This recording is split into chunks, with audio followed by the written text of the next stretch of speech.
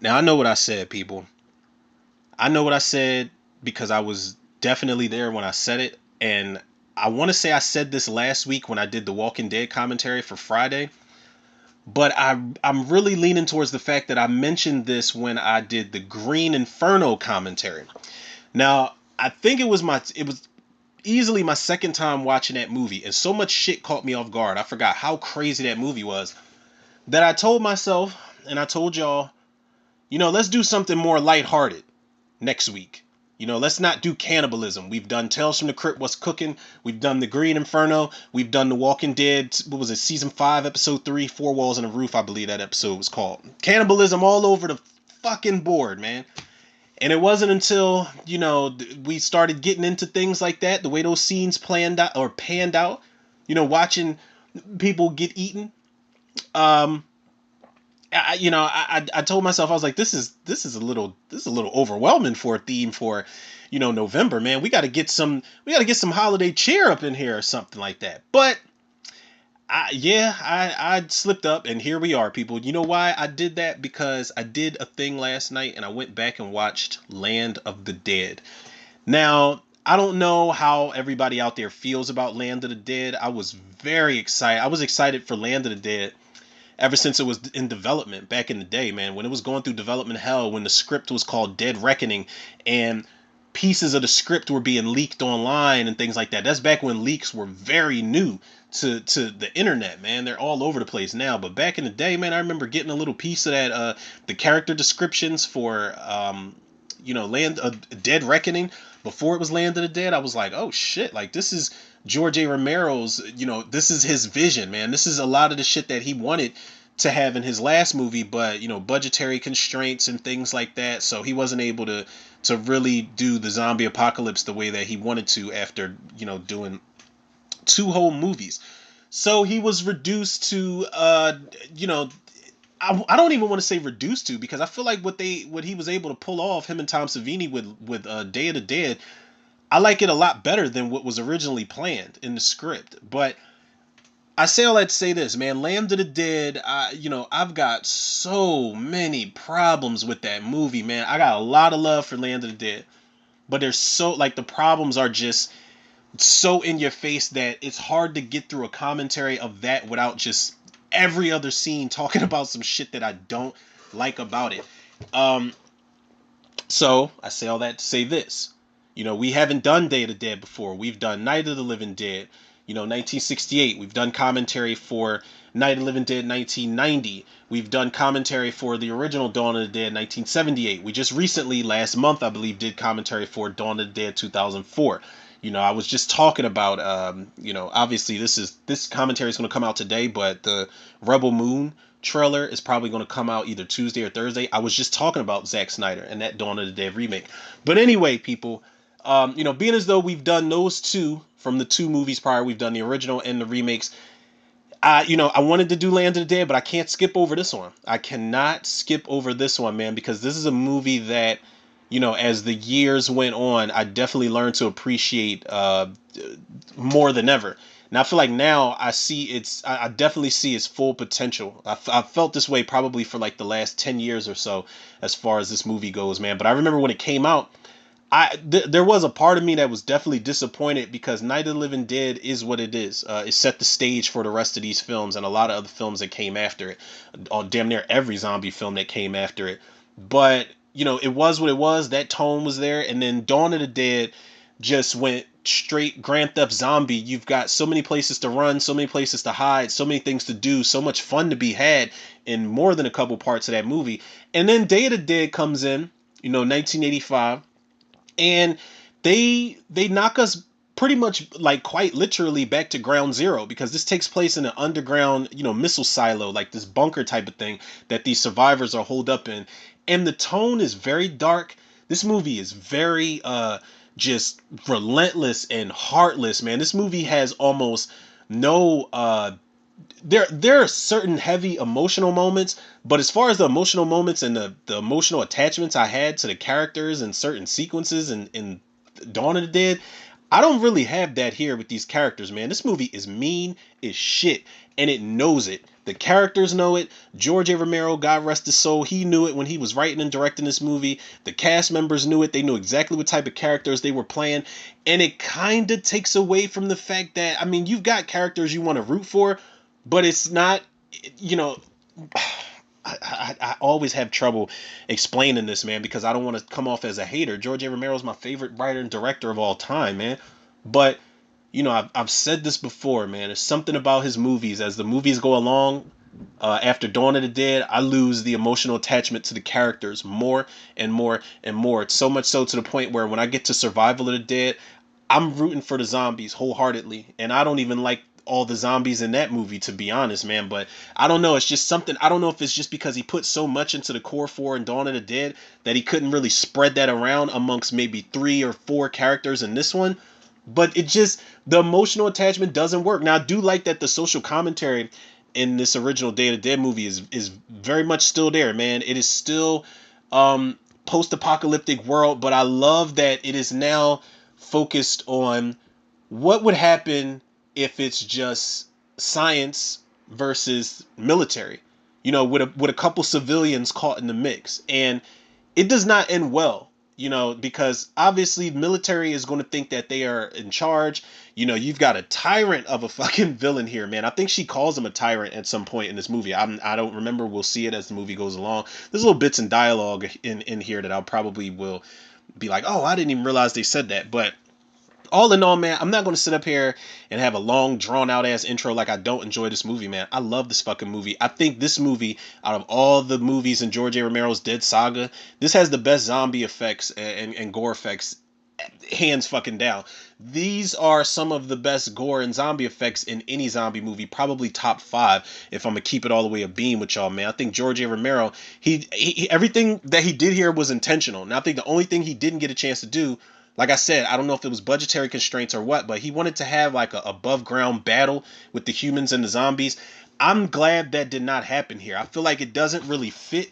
Maybe in the third act for like a couple minutes they could have pulled that off, but I feel like the fact that they had to escape the silo and it took as long as they did to escape the silo, I think a above ground battle would have definitely stretched this movie out another half hour. And this movie does run fairly long, much like this fucking intro, because we're almost 8 minutes into this intro, people. Day of the Dead, 1985. Laurie Cardell, Terry Alexander, Jarlath Conroy, Joseph Pilato. We got Gary Howard Clark in here. You've got Tasso. Stavrakis is his last name, but that's Tom Savini's right hand man. Like, Tasso definitely gets a role in this. I love that he plays Torres in here. He gets a great death scene. You've got Greg Nicotero pops up in here, PA stand up. I'm trying to look and see who is the cast member that played Bub, because we cannot forget about good old Bub here. Sherman Howard. I don't know why the hell I always thought his name was Howard Sherman. I mean, which is it? It says Sherman Howard as Bub, but then it says as Howard Sherman.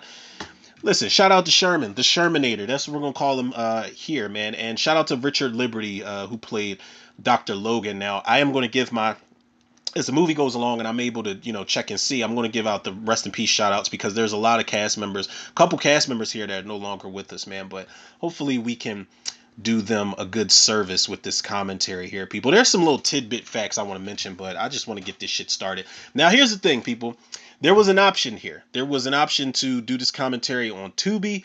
There was an option to do this commentary on YouTube. Now, because Tubi, I'm not even going to call them assholes, and I feel like I just did, but you guys don't even give a countdown anymore for the ads. So it's really hard to gear you guys up. I mean, I remember doing commentaries for Tubi years ago, and I'd be like, okay, guys, they're doing a countdown, and we'll be right back. And then I just splice it, and it's like we never even missed a beat, at least, in my personal opinion. But Tubi, we're not going to risk that. And then there's, like I said, there's YouTube. Now, YouTube gives you an option.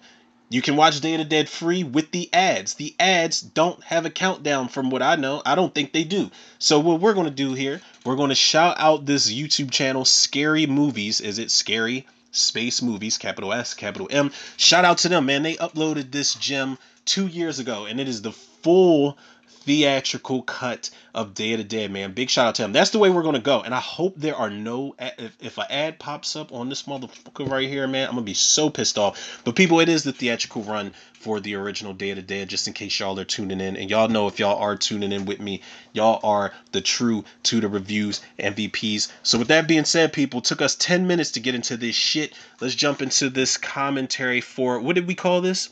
What are we calling this edition? I just titled it this morning, and I can't remember. Cornucopia of Craze. Yeah, let's keep it going for the Cornucopia of Craze. I almost called it Cornucopia of Cannibalism, but all the movies on the list, thank God, are not about cannibalism. But, you know, it doesn't hurt to do another one this week and maybe another one after it. But let's get into this commentary, people, for Day of the Dead. I will hit the play button in 3, 2, 1. Oh.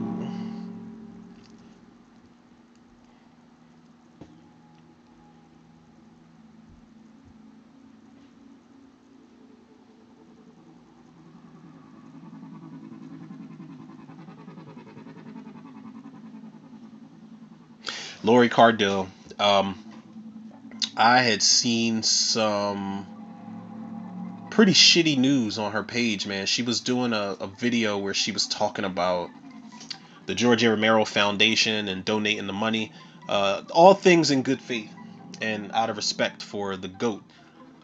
But somebody in the comments said, where's Night of the Living Dead 2? You know, because for the uninitiated, Night of the Living Dead 2 was supposed to come out.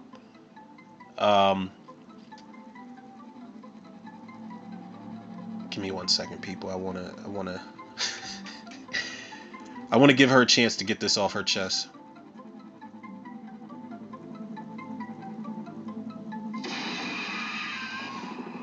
Okay. Now that is a cool, like, that would make for a cool poster. The hands coming out of the wall like that. I don't know how people feel about the dream sequences in this movie, but I think she has like 2 or 3 of them. But you know, they were going to make a Night of the Living Dead 2, and it was going to have Jarlath Conroy here, Lori Cardell, and Terry Alexander as the 3 survivors from this movie. And they, you know, they're on the island that we see them in at the end of this movie. And apparently the zombies start washing ashore and attacking them and the rest of the survivors on that island. And I was looking forward to that shit, man. I remember when they announced it. I was like, okay. And I think David Howard Thornton, you know, Art the Clown was supposed to play a zombie in there. But somebody asked her on her video, what's up with the movie? She said they were unable to raise the money. That was what she said. She kept it short and sweet. And that was really disappointing, man. Because the older I've gotten, the more I want to see what happened with Ken Foray and Galen Ross's character in Dawn of the Dead. But the fact that we were going to follow up with these 3, I wanted to see it. And the fact that they couldn't raise the money for it, it's like, god damn, man. I feel like if it's something George A. Romero would have been proud of and would have tried to get done his damn self, I feel like pump some money into it. You know, let's get it done, man. There's a short, now granted, anything that's coming out with George A. Romero's name attached to it now that he's gone, I'm automatically nervous as shit about it. Because I don't know how it's going to turn out. But, you know, there's a shortage of good zombie movies out here.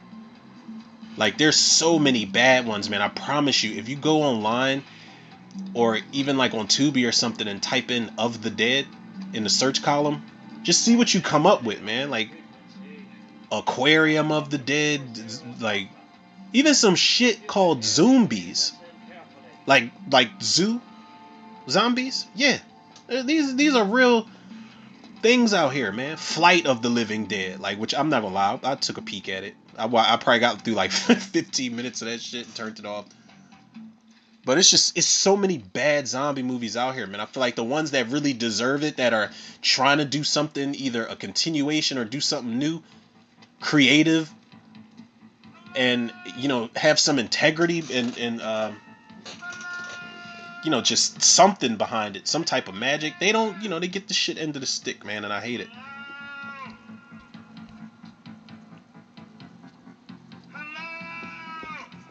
First of all, if anyone was there, then what? You know, they're gonna be like, yeah, there's 6 of us. Okay, now what? because all six of y'all ain't gonna fit in this chopper.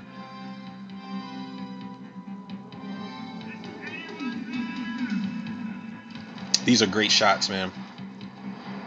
The alligator, the skeleton, the money flying all over the place. This shot of the news, I love that shot of the newspaper just saying the dead walk. Little secret, man. That article that said the dead walk, that was one of the reasons I named one of my old zombie movies, or one of my old zombie scripts, the dead walk. This wasn't gonna work. Now this dude with his tongue hanging out like that, Jesus Christ. That's a great effect though, man. But yeah, I really did call my shit the dead walk. And I remember my cousin, we wrote it together back in the day. This had to be like 2006, 2007. And when we finished that script, I was like, yeah, I want to call it the dead walk as a nod to George A. Romero, to show him some respect. And my cousin was like, no, it sounds like a dance. Do the dead walk. And I'm just like, fuck you.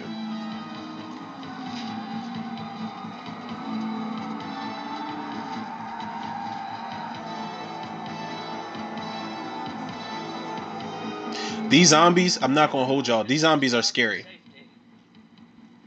The Night of the Living Dead zombies have always scared the hell out of me. Dawn of the Dead, I feel like the characters are having way too much fun kicking those zombies' asses, and the biker gang, the looters, kicking their asses doesn't help much.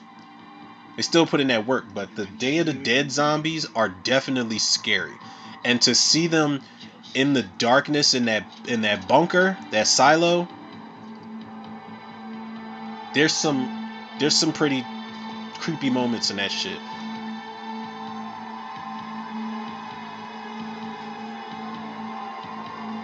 What's she standing there for? Like she trying to do a head count for these fucking.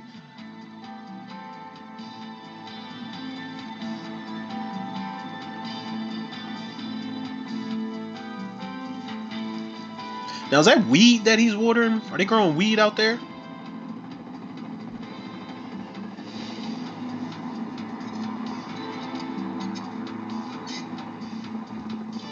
That was Greg Nicotero, by the way, people. Yo, there's a documentary.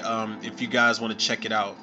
Oh God, I can't remember what it's called, but it is a documentary about KNB. Greg Nicotero, Robert Kurtzman, and Jesus Christ, Howard Berger is his name.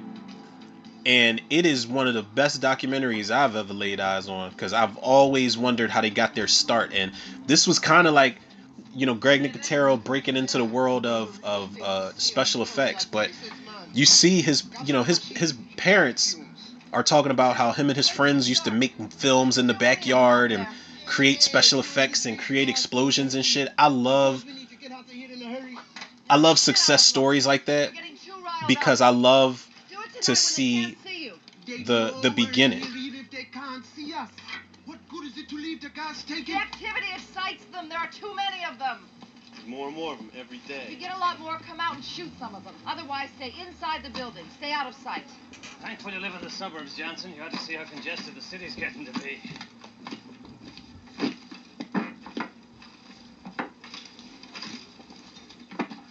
Miguel, come on, let's get below. Miguel, what can I do? What? So defensive. No, I don't need help. I don't need help. Come on, give me this. I'm all right. I'm just tired. You're not all right. You're collapsing from stress. Now let me help. Stress? We're all collapsing. This whole fucking unit is collapsing. Everybody. Why does he talk like that? This whole fucking. I know you're strong, all right. So what? Stronger than me. Stronger than everyone. So what? So fucking what? Miguel is when I was younger, like much younger, and I saw this movie, I didn't quite understand him. I'm like, why is he acting like this? Why is he just on the defensive with everybody and anything that's said to him? Why does he lose his mind? Why does he let those zombies in the third act of the movie? But the older I got, the more I understood. Like, she said you're collapsing from stress. She's absolutely right. He is going crazy. You know, being in that bunker, being under, you know, the ruling of Rhodes. There's so much going on that, you know, it's why The Walking Dead is, you know, I will always sing its praises, because one of the things that shit does, it shows how people can just gradually lose their sanity in a situation like this. And that's exactly what happens to Miguel. And I think losing his arm is the icing on the cake at the end. You could do that, couldn't you? With all that's going on, you could do that without a second thought. Shit. I could do that even if all this wasn't going on. Terry Alexander, man.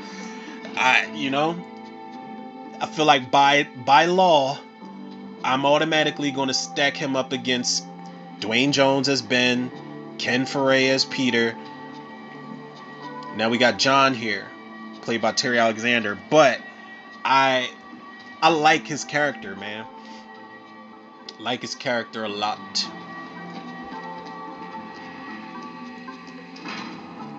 And he's got a really great moment towards the third act of the movie where he has to remind himself of who he is. And he doesn't allow himself to get caught up in all the bullshit that's going on and turning people against each other. What'd you find? Nothing. Nothing? How far up the coast did you go? 100 miles each way. Jump in here, soldier. Gotta bring in 2 more dumb fucks. Let's go. 2 more? What's Logan doing to them in there? Get in here, soldier. Wait for 24 hours. Can't you get anyone else?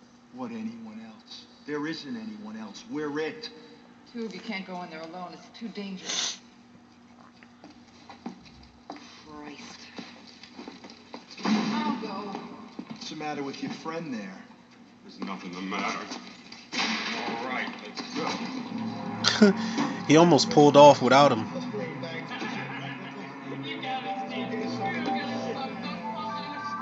You notice they called him something different. They called the zombie something different in every movie. In the original one, they call them those things. They call them ghouls. I don't remember what they call them in Dawn of the Dead. I do know Peter slips up and says zombies. He says the word zombie at some point in Dawn of the Dead. He said, with those bay doors open, there's going to be 1,000 zombies in here. I always thought that was a very strange line. I just like it better when we don't know what to call them. We don't know exactly what they are. This one, they call them dumb fucks, pus bags, and in Land of the Dead, they call them stenches. Now, this movie, I always say, now I don't know if George A. Romero knew it or not, but I always say, Night of the Living Dead foreshadowed zombies using weapons. The zombies use weapons all throughout the, you know, they're busting out headlights, they're busting out windows, they're breaking down doors and shit. They've been doing that. You know, they're picking up trowels and stabbing people to death. That movie foreshadowed what we would see tenfold in Land of the Dead. The way they do it here with Bub, it's interesting, but it's a little overwhelming because he's almost too humane for him to be a zombie. You know, he computes a little too well. He's like a pet.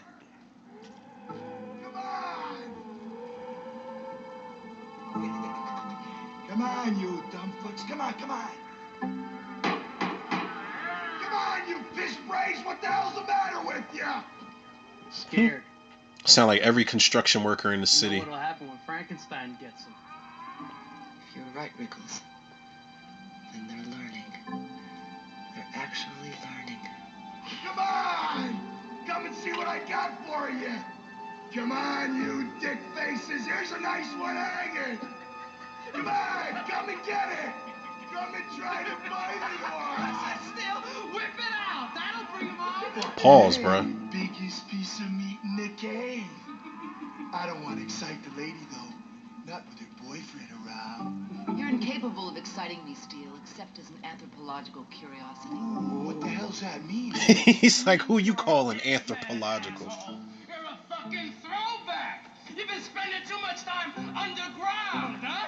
It's okay, Steele. Throwbacks all got big dicks. Okay. Why does his big dick concern him? I'm very confused. Now these soldiers, man, a lot of this shit in comparison to the last movie, a lot of these characters are so over the top, man. Steel, I like Steel's character a lot, man. He is an asshole, but he's got like this moment, you know, that makes me appreciate his character, but it's too late. There's actually two moments I really enjoy with Steel that give him humanity. But he's just obnoxious overall. Rickles is obnoxious as shit. Joe Pilato, man, rest in peace, shout out to him. But he's, you know, him as Rhodes, he's obnoxious.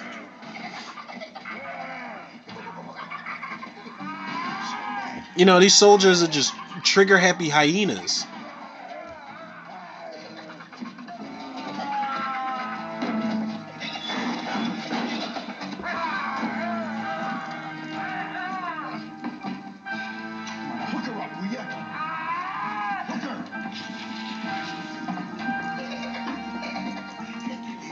What's up with the ADR? Because who was laughing just now? Now, when I first saw this, I thought that he was going to take that zombie's head off with that thing he put around his neck. But this is something good to introduce, man. Like, they are... It's pretty fucking weird, but they're wrangling zombies. You know, for testing.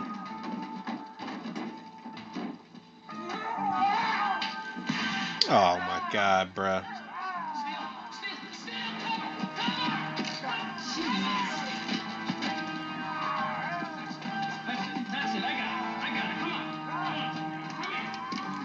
Steel is pissed. He's like, yo, that's my boy. You almost got killed right there.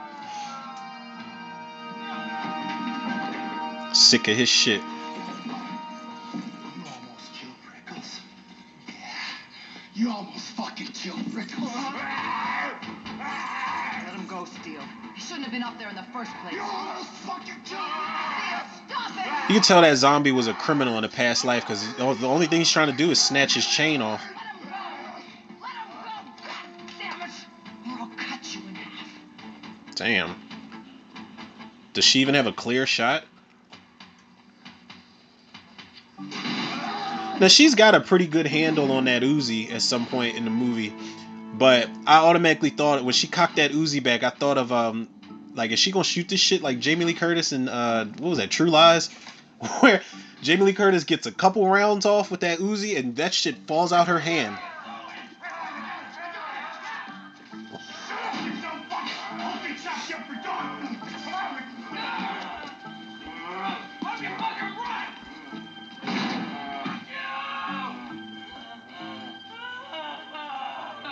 I don't know if Goblin did the score for this movie. I don't think they came back to do it. They did it for Dawn of the Dead. But this score, this is probably out of the three so far, you know, Night, Dawn, and Day. I think this is probably my least favorite of the score. They even go as far as to do a quick little nod to the Gonk theme from Dawn of the Dead. They do a little bit of that for like 2 seconds at some point.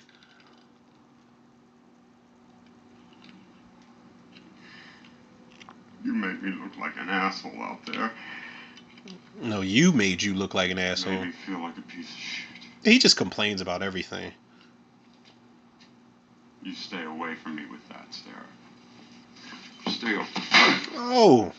He slapped her twice, and she's even looking like, nigga, what the fuck?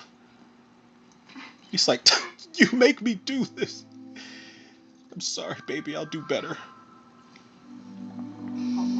The way she just plunges this shit into him.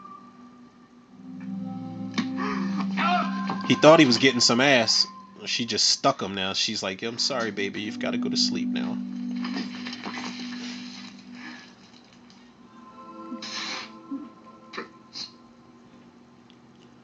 He slapped the shit out of her, man. Like, but her level of tolerance in this movie, there, again, a character moment. While I said I don't have the emotional attachments to these characters like I did in Dawn of the Dead, Sarah has a moment she has a breaking point in this movie that is so earned. because she is just keeping it together. She's in a lot of these scenes. She's got more balls than any of the guys in these moments. But she has a moment where she's just completely broken down, and she shows it. Can't you understand? I understand this. You and your playmates, you're running out of friends fast around here.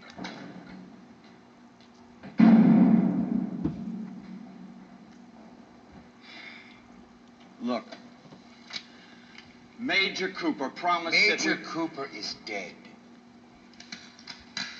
I'm in command now, and I'm telling you that you work with what you got.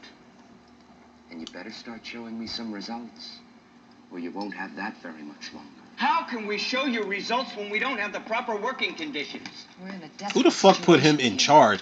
Now, We need Major each other. Cooper, yeah, Major Can't we Cooper just was get in along? charge, That's the way I see it. but I'd have been like, listen, man, let's take a vote, because you do not need to be I'm in not even charge. sure just what the hell it is you're doing in there. Just what the hell it is my men are risking their asses for. Well, maybe if there was more cooperation around here, your men wouldn't have to risk their asses quite as often. Miguel Salazar's in bad shape. No shit. I want him pulled off active duty for a while until we can evaluate his condition. Can't spare him. He's over the edge. He's turning into jello. Jello. That's the way the Spics say yellow. Jello!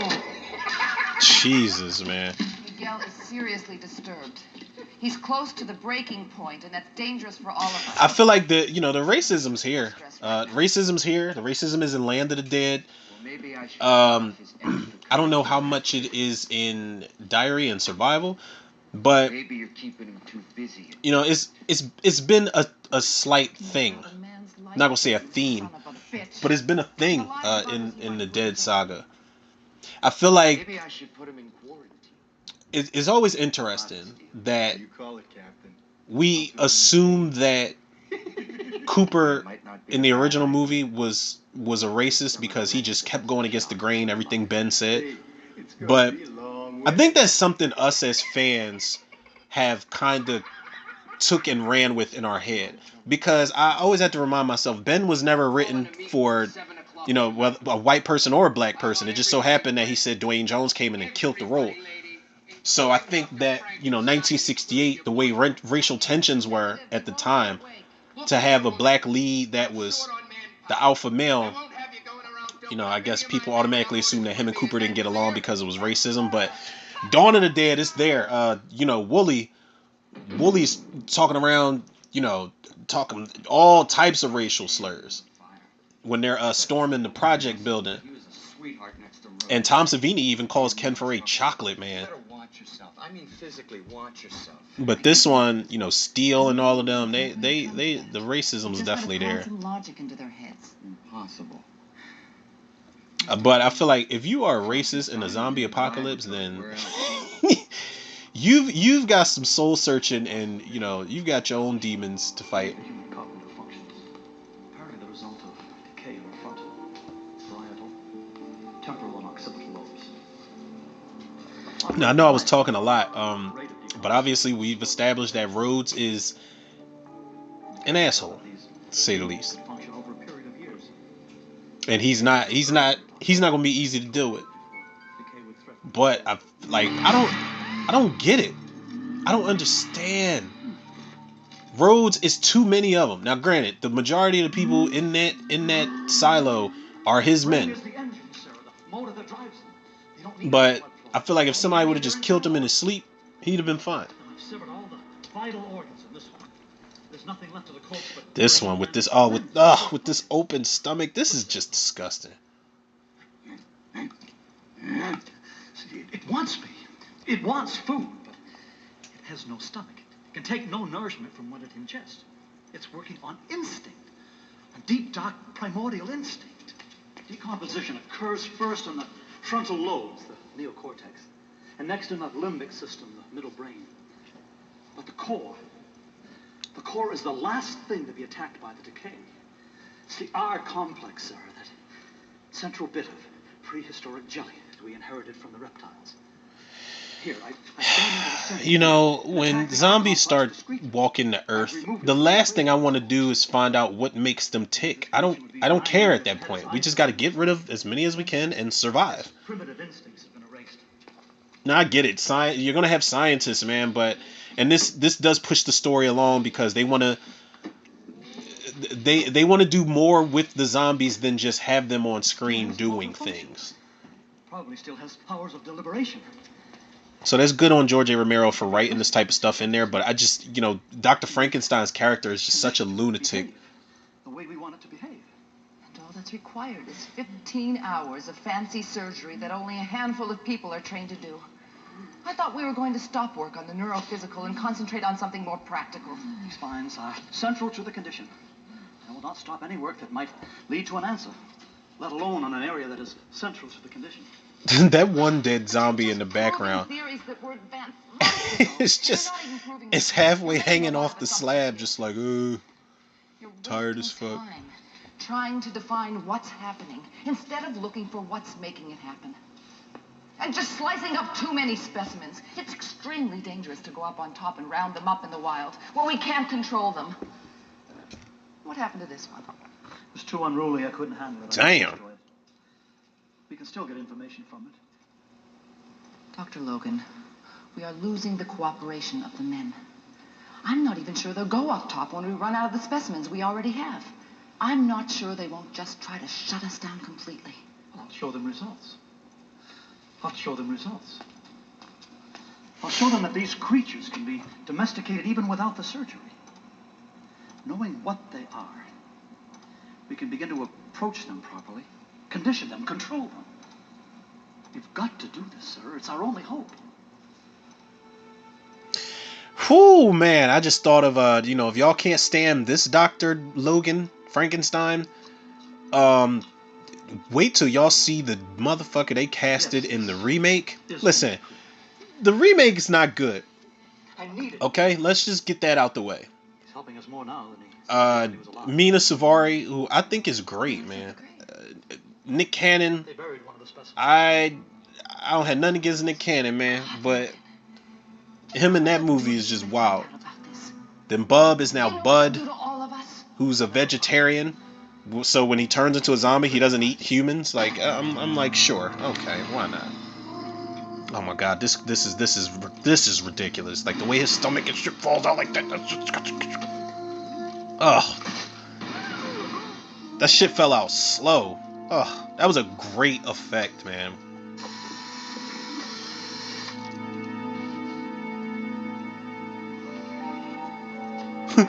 Bob is like, yeah, I'm just gonna back up because I don't want that to happen to me. Long range or short, high band or low, I can't raise anybody. How can that be, McDermott? There must be other groups like us. Somebody else must be trying to radio. Yeah, what the hell is this, man? Maybe we are the only ones left. Oh, I'm sure there's others. This is not the best place to be sending from. And a lot of the equipment I'm using has been rotting down here since the Second World War. Well, it's up to you to get it working right. Lay off the fucking booze for a while, why don't you? And get somebody on that fucking horn. Pronto. If we stay down here long enough, I'll have to lay off the fucking booze still, because there won't fucking be any of it fucking left. In the meanwhile, I don't know if Terry Alexander was really supposed to like almost laugh in that moment, dry rot and rust. but that was so realistic because he looked like he wanted to crack up. Asshole. You think I'm not aware of our situation? You think I want to stay isolated down here? You know, I'd make a desperate effort to raise somebody just in the hope of getting away from your nasty mouth, Steele. The fact is... Your mouth. I feel like if they did a proper remake of Day of the Dead, make Steve Buscemi play this character right here. Either we are the only ones left. Well, there's nobody within range of my puny little Second World War signals. We used to talk to Washington all the time. They could hear us then. We were on relays then. We weren't over the air. You know, the power's off in the mainland now. Yeah, they were growing weed out there in the beginning because they're smoking it now. Closed. We don't appreciate your fucking jokes, old man. Keep it up. And I'll shove that bottle of yours right up your wise ass. I've got better things to do than listen to this kindergarten. Are we finished here? No, we ain't finished here, lady. Sit down. What else do you want? We've given you the reports for this week. We've given you You've everything given you've us asked a mouthful of Greek salad. Formulas, equations, a lot of fancy terms that don't mean a thing. I want to know if you're doing something that's going to help us out of this So shit we're in. is it ever confirmed? Like, because Joe Pilato was in Dawn of the Dead when when Peter, Fran, Roger, and Steven, when they link up to get the helicopter and to get out the city, Joe Pilato and his crew are there. And they're cops in that movie, but he's a whole. Is he the same character? Is he a different character in this? Sit down. I never knew. Sit down, or so help me God, I'll have you shot. But they do that too with the Brubaker character. Brubaker pops up in Land of the Dead. He dies, but then Diary of the Dead and Survival, his character comes back. Lost your mind. Have you? I just told you I was willing to kill you if you didn't get back in your chair. You didn't get back in your chair. God damn it, you can't shove us around like this. Exactly. Since when did this become a military operation? Since I took over. They should have killed him right there. Shoot that woman. Bang!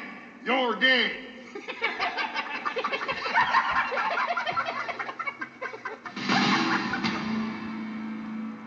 Shoot that woman or you're dead. Pulled a gun on his right hand man, and I love Steele's reaction because Steele's like, "You serious?" I love how the other guys, everybody's grabbing their guns like, "Oh shit, about to get real." They probably deal with this shit every week. Don't say that. What is this? Shut up and sit down. That's 5, Steve. All right. Steele should have shot Rhodes, man. I'm sorry. He should have looked over at his boys like, "Look, I'm about to do what I got to do. You see this dude pull a gun on me." No! He was about to shoot her. John was about to take that gun out the holster and shoot him. It was about to get real. That was the Assault on Precinct 13 remake moment where everybody's got guns pointed at each other. And I like that John brings that up towards the end of the movie. He's like, "We're pointing guns at each other." And look, John he is unfazed. He sat down calmly and he folds his finger. He locks his fingers together. He's like, "Yeah, what?" He's like, "They might be scared of you, but I'm not." And he gets to punch the shit out of Rhodes later on in the movie, and I love it. I'm not my health. So much so I almost choked to death just now. Orders are to facilitate the job of this scientific team. This is a civilian team, Captain, and we don't have to be subjected to your tyranny. Who's being subjected Tyranny. to what? I knew somebody said something along the lines of tyrant here. We've lost 1 man. We've lost 5. Yeah. Where does it say we gotta keep those dumb fucks next door to where we sleep? He turning this Where into does a it say church we sermon. can do any one thing but shoot the mothers in the head. You don't have enough ammunition, Captain. Shoot them all in the head. The Might as well Dr. done that. Frankenstein just completely ruined his sermon. No. They let them overrun us. They have overrun us, you know. He is. We're in the minority He's. now. What's his name? Richard Like Liberty. 400,000 He's to one, he's but I not a calculate. bad actor, but everything is You were supposed to be here. There's this 7 o'clock weird sharp, Mr. emphasis on how he Totally delivers his sorry. lines, if that Right makes away, any it's sense. Listen, Egghead. Because he's always let like, me bring "Well, you I don't up know what to we have to date do. on what's Maybe been we have to do that, Excuse or maybe me. we have to do this." Like that's how Is he there food? he just talks I'm weird. running this monkey farm now, Frankenstein, and I want to know what the fuck you're doing with my time. Oh wow. He's like, "Well, I don't know. I've got to do something like this." We're just That's jerking. I'm telling y'all, that's how he I'm gonna talks have every my line. men blow the piss out of those precious specimens of yours, and we're gonna get the hell out of here and leave you and your highfalutin asshole friends to rot in this stinking sewer. Is that food enough for you?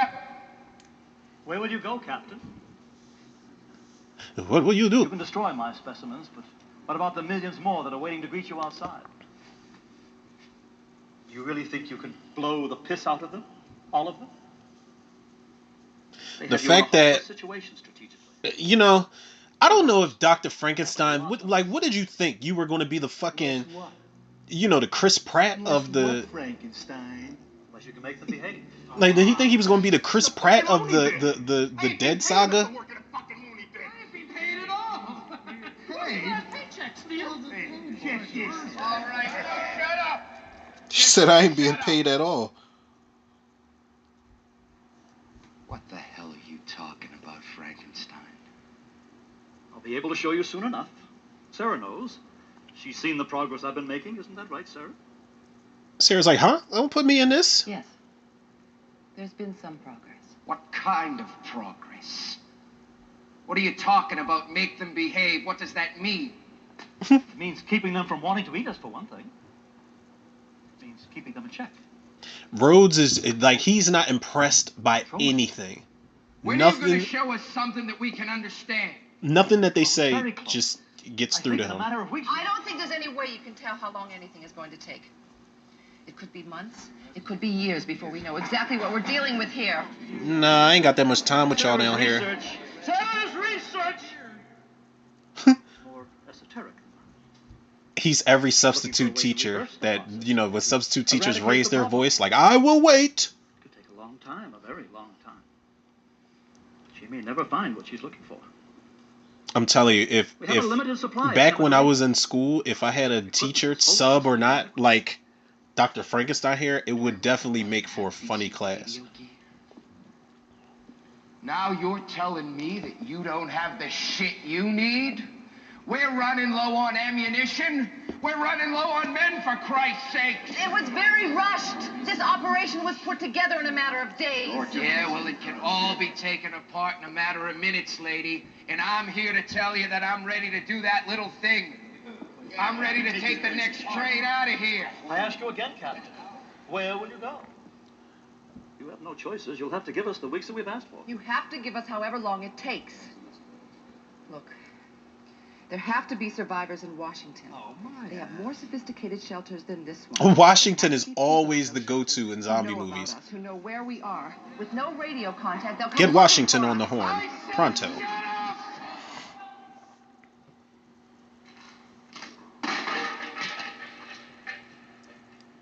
You just really housed them. Because they ain't talking to me like that. I'm sorry. No, I'm a little more time. A little more. I ain't saying how much. But you better start showing me some results, and you better not piss me off. You understand? Nothing happens around here without my knowing about it.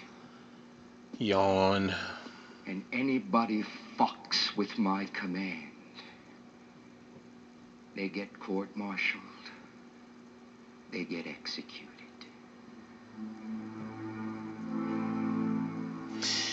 Ain't no way, man. I don't see it happening, man. He was like Negan before Negan.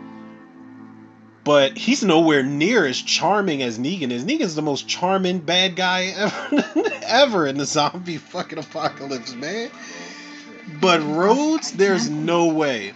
There's no way you're running shit, buddy. I'm sorry, because I'm gonna try to turn everybody against you. Can't be that inhuman. No. He's human. That's what scares me, you know. He won't shoot Billy, because he doesn't have anybody else who knows electronics. He won't shoot me, because I'm his ride.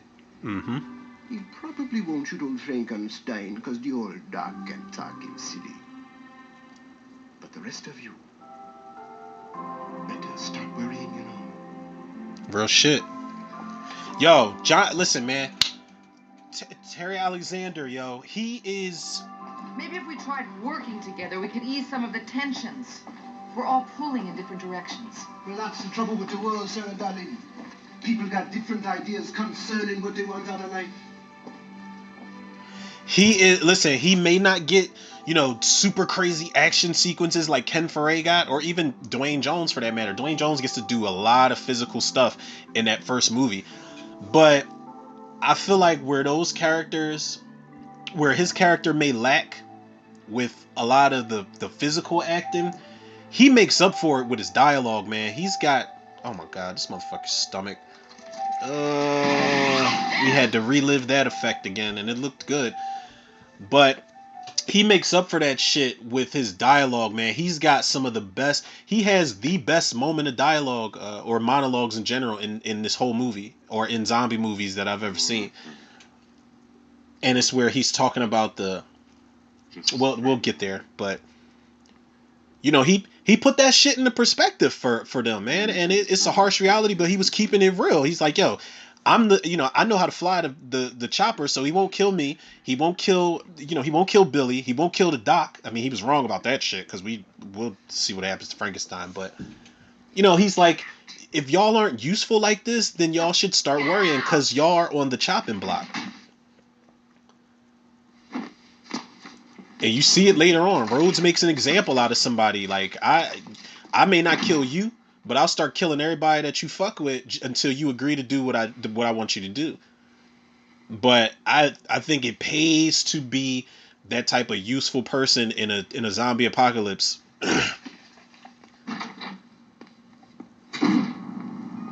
That's one of the reasons I loved Fran's character so much, or grew to love her character so much in Dawn of the Dead, because almost off the bat, when shit hits the fan, she's like, okay, I want to know what's going on and I want to have something to say about the plan. And then after they tell her what they tell her, she's like, and I want to know how to fly that chopper because if something happens to you, we need to be able to get out of here. And that was some of the realest shit somebody could say.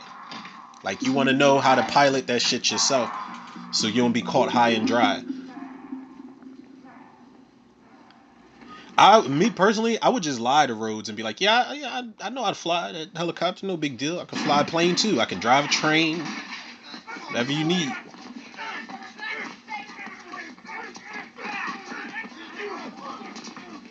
Now, they never said what the guys were fighting about. Did they just get drunk and just started fighting each other? I'm all right.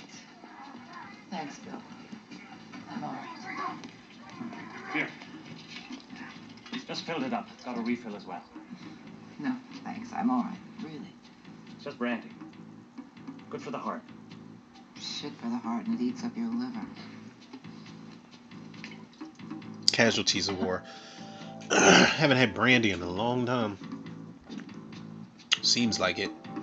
I'm not gonna lie, man. I had some. I don't really drink Henny, but I had some the other night, and my girl had got me. Well, she had some, and she don't drink it, so she's like, "Here, babe, you can have this." And I was like, "You sure?" Because I don't really drink it either, but I was like, "I will." And I wanted to record and do an intoxic commentary for y'all. I think this was like Saturday. But I just sulked in and enjoyed the buzz, man. But brown liquor's cool, but Henny, I could never drink that shit regularly. Like, people be really bottles and bottles of it on Instagram Live, and I'm just like, how is your trachea still intact? We don't get a lot of visitors out here, and we like it that way. But it's the pot calling the kettle black, because I be drinking 100 proof Smirnoff sometimes.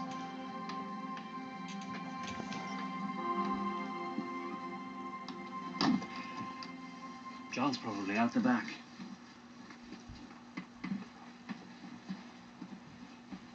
That gun rack, I feel like that gun rack was in Dawn of the Dead too.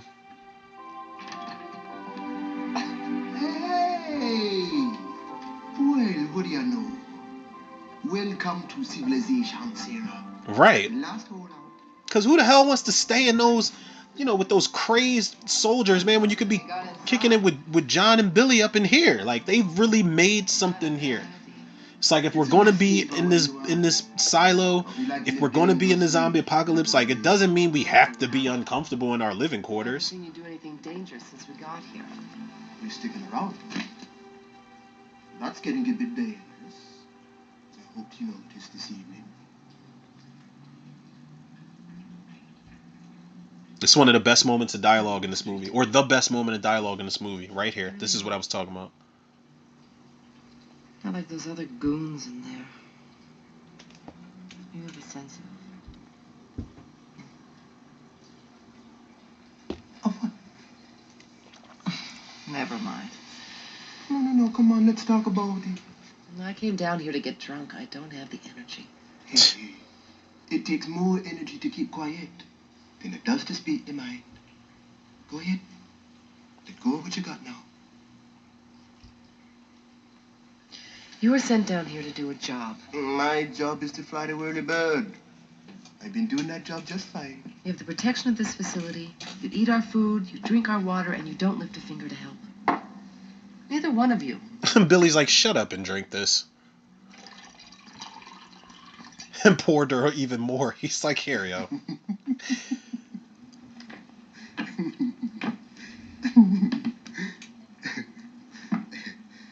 We don't believe in what you're doing, Sarah. Hey, you know what all they keep down here in this cave? Man, they got the books and the records of the top 500 companies. They got the Defense Department budget down here. And they got the negative for all your favorite movies. They got microfilm with tax return and newspaper stories. They got immigration records and census reports. And they got official accounts of all the wars and plane crashes. He kind of sounds like Vivica Linfors in Creepshow when she was at her dad's grave and she's like, ashtray back in place, shadow overturned. No, what does it matter, Sarah, darling? All this filing and record keeping. We ever gonna give a shit? We even gonna get a chance to see it all? This is a great big 14-mile tombstone. I love that echo. That, oh my God. Nobody gonna bother to read. Now here you come with a whole new set of charts and graphs and records. What you gonna do? Bury them down here with all the other relics of what once was? I'm gonna tell you what else. Yeah, I'm gonna tell you what else. You ain't never gonna figure it out. Just like they never figured out why the stars are where they're at. It ain't mankind's job to figure that stuff out. So what you're doing is a waste of time, Sarah. And time is all we got left, you know. What I'm doing. That's all there's left to do. Shame on you. There's plenty to do. Plenty to do. So as long as it's you and me and maybe some other people, we could start over. Start fresh. Get some babies. And teach them, Sarah. Teach them never to come over here and dig these records out. Sarah's like, who the hell is wailing in the background? You want to put some kind of explanation down here before you leave? Here's one as good as any you're likely to find. I love how Billy's just sitting back, letting his boy talk his talk. Being punished by the Creator. He visited a curse on us. So we might get a look at it.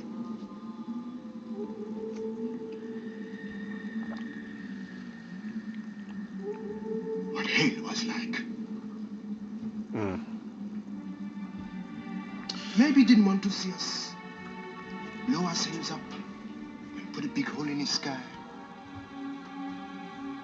Maybe he just wanted to show us he was still a boss man. Maybe he figured we was getting too big for our britches. Trying to figure his shit out.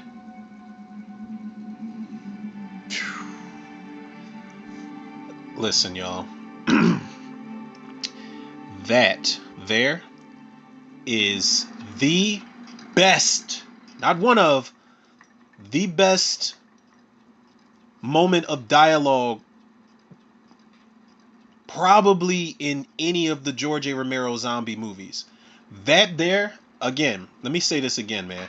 Whatever they lack physically letting Terry Alexander's character do, they compensated for all of that shit in that moment right there. That monologue, and she did, it's not a full-blown monologue because she gets to chime in every once in a while, but for the most part it is a monologue, and I absolutely love that's some of the best writing of George A. Romero's career right there. You know, horror movie, experimental film, whatever the case may be, top fucking notch line delivery right there, man. And I think that moment does not work without an actor like Terry Alexander, man. I think He won't touch it. he is, I talk about the characters of emotional attachments, but he is way more important to this movie than I feel like a lot of people give him credit for. Logan's plan to try and socialize these things. Because that whole They don't need for nurses. that whole sequence, he's letting her know pretty much like, listen, we can study science, and we can try to find a cure and try to figure out how many of them are left and all this, or we can survive. Like, we can, it's hard to enjoy a world where zombies are overrunning humans. Excuse me, but he's like, yeah, I'm not breaking us. He's basically letting her know, I'm not breaking a sweat because I don't have to.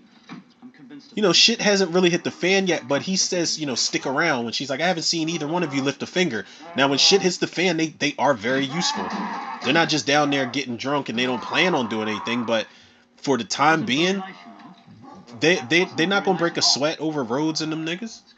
They're not gonna do it. You can just sit there in the dark and think about what you've done. Think about it. Think. There it is. That's where they give the little callback to the Gonk theme. And another reason John was telling her all of that was because it's like, okay, you can have all these results, and Call him Bob. you can do all these testings and things. Rhodes doesn't give a shit about any of that stuff. But he seemed to mind, though. He was rich. His father was rich. He used to say that I'd never be rich doing pure research.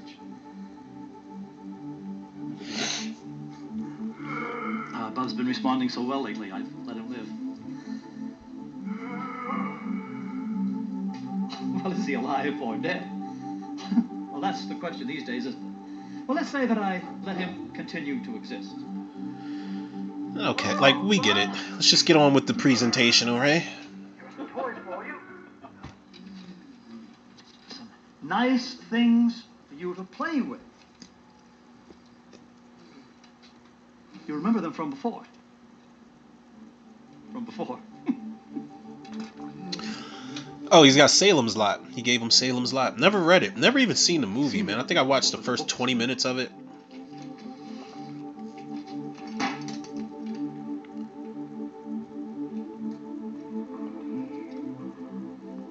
Bub's like, I'm fucking dead. What am I gonna do with a razor?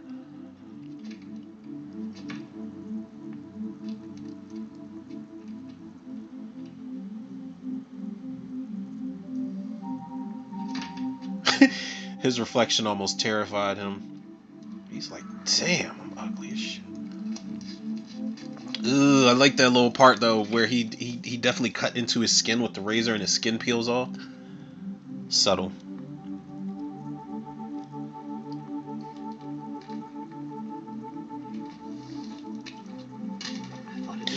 Bub crawled so that Big Daddy could walk. Big Daddy's that black zombie that's leading the pack in Land of the Dead. And I don't know, man. Part of me, I'm all for the evolution of zombies, but it gets... This is the reason Land of the Dead is so outrageous. Like the zombies shooting machine guns and, using machetes to slice off a soldier's arm, and he falls on his own grenade, and there's so many wild antics in Land of the Dead that are, this movie is definitely responsible for. Didn't make me want to be its friend. What's amazing is not what this one does, but what he doesn't do. What do you mean? He doesn't get excited and doesn't get agitated when Logan walks in the room. He doesn't see Logan as Lunch. dinner. Having fun? Damn, like, can we laugh? We can't laugh. No need of that, Captain. He's quite docile. Come in. You can all come in. And Bub is in the background like, this book is as good as I remember it to be. They tried to do a Bub 2.0 in the Day of the Dead TV series. I don't know if y'all remember. I actually started doing commentary for that series. I only made it one episode's commentary in. I feel like if they would have called it something else, I'd have been like, oh, Sci-Fi's got a pretty nasty, gory zombie show that's, you know, entertaining in a dumb way. But the fact that they had the audacity to call it Day of the Dead, nah. But they do have a character, you know, who's basically the new bub.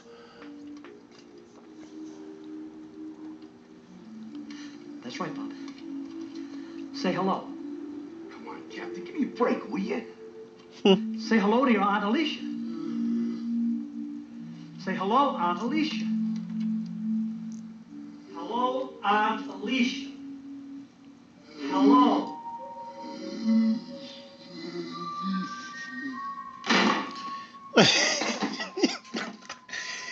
Damn near said it though.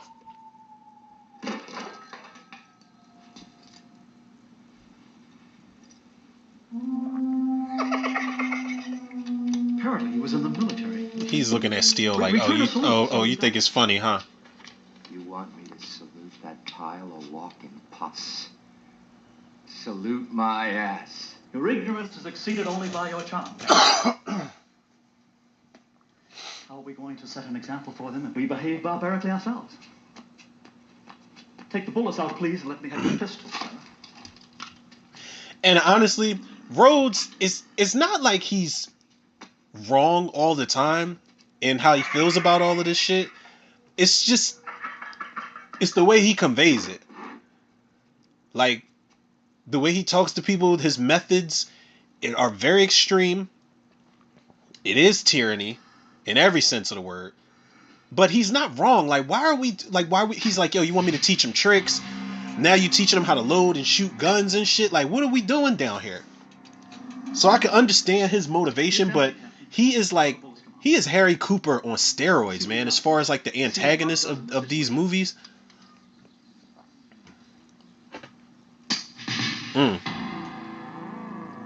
He'd have put a hot one in him. Bob's like, wait, this thing doesn't work like this.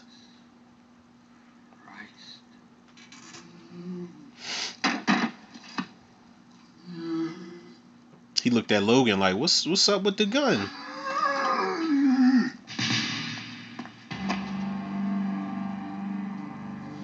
What are we supposed to do?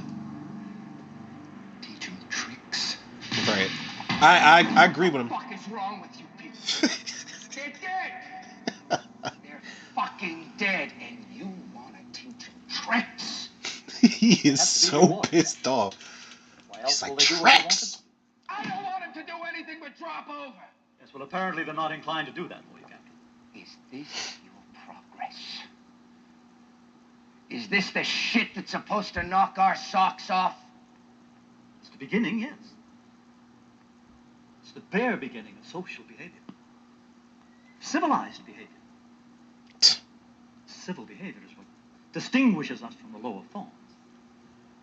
It's what enables us to communicate. To go about things in an orderly fashion without attacking each other like beasts in the wild. I gotta be honest, man. Like, I'm not saying like the soldiers' methods are, like I said, they're very extreme, but they're not always wrong, man. It's just the way that their characters are written, they're just almost damn near unlikable in every way. But I feel like once something like this happens, science goes out the fucking window. You know, it's not like Resident Evil where there's a cure, the antivirus, and you can stick people with it and save them. They didn't have all of that at their disposal in this universe. They didn't have none of that. So I feel like I could care less about science when zombies are coming back. You know, we either going to survive or we're not. We already can't survive amongst each other. What the fuck are we trying to, you know, survive with these zombies for? Oh, this is when it all goes downhill. This is that moment where conflict.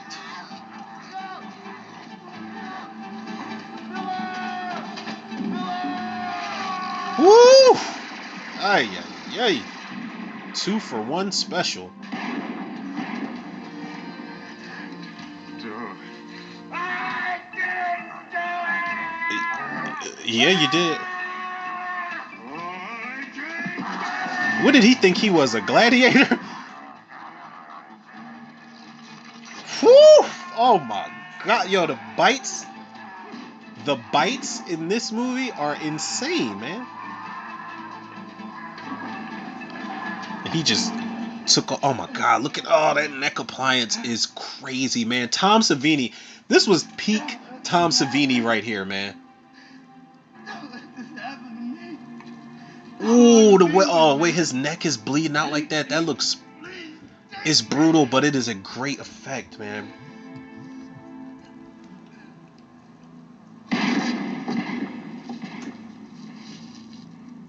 Oof. Again, there's small moment of humanity for Steele. He, they've lost men. I think Rose said they lost 5 men, but that was one of his homies. That was part of his unit for the most part. Mm. And this was the first time, I guess, we were introduced to, oh my god, somebody's been bitten. Let's get the infection in time and cut the limb off, which is a great fucking idea. I love that she was so hands-on right here. Oh my god, and that looks so crazy.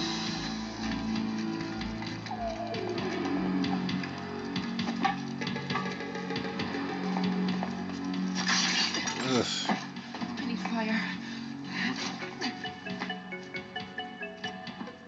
I love that all 3 of them are just thinking on their feet. Alright, I got your fire. John's like, I got the tourniquet. Let's put some pressure on this shit.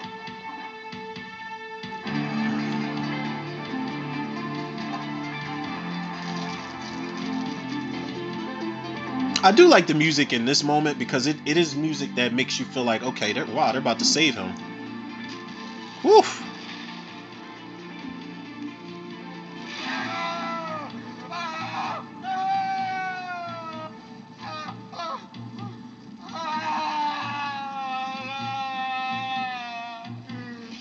The motherfucker kind of looks like if Trey Young was in the zombie apocalypse long enough.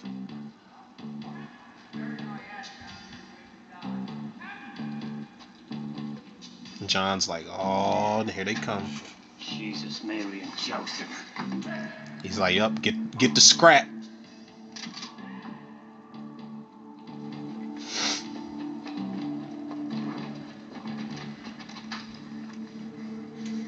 Get out of the way, lady. No. I amputated the infected area. I think I caught it in time. Yeah? But what if you didn't? If I didn't, I'll shoot him myself. It's the stick. The yellow son of a bitch. It's his fault this happened. It's his yellow fucking fault. Get out of the way, bitch, or I'll go right through you with this.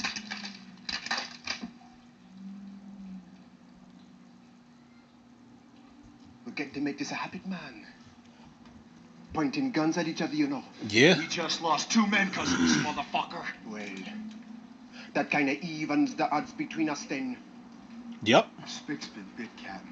We gotta blast him. He's been bit. I got the infection in time. That's bullshit, lady. I've seen 1,000 of them. He's gonna die. If he dies, Said it like he was looking forward to destroy it. him myself. He's gonna Unless die. he gets you first. You may still want to sleep with him. I don't want him inside the car. I was about to say, once somebody turns into a zombie, you got to be pretty desperate to fuck them afterwards. But Return to the Living Dead 3, man, Kurt brought his girlfriend back to life and slept with her after that. So is that necrophilia, technically speaking? I mean, she was alive, but she was dead. She's undead. Undead? Yeah, she was. It was necrophilia that Kurt did. I love Return to the Living Dead 3, but it's weird sleeping with your girl after she came back to life. From now on, you ain't getting shit from me and my men. Tomorrow morning, we're going inside that corral, and we ain't coming out till every one of those rotten piles of garbage has been wasted. Honestly, they don't even have to go inside. Like, they can just call them, lure them to that, to that wooden blockade that they've got where they rile them up inside of it, and just give them headshots. Or don't even waste the fucking bullets. Just stick them in the head with a machete or something. Like, come on, man. Like, there's so many bullets wasted in zombie movies. Notice he called him Flyboy. I love that name has stuck around.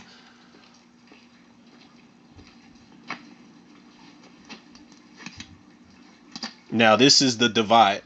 This is, if they already weren't dysfunctional and divided, this was the ultimate divide right here. Now we know it's us against them, and shit has just gotten real. Think you can move him? I think so. This was that moment I was talking about of just complete meltdown that Sarah had. She's been staying strong and sticking it out this whole movie. She hasn't had a moment like this.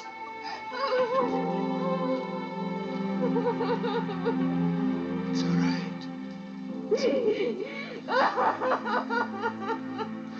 It's a great moment too, because it shows that she's not as tough as she lets on, man. She's human.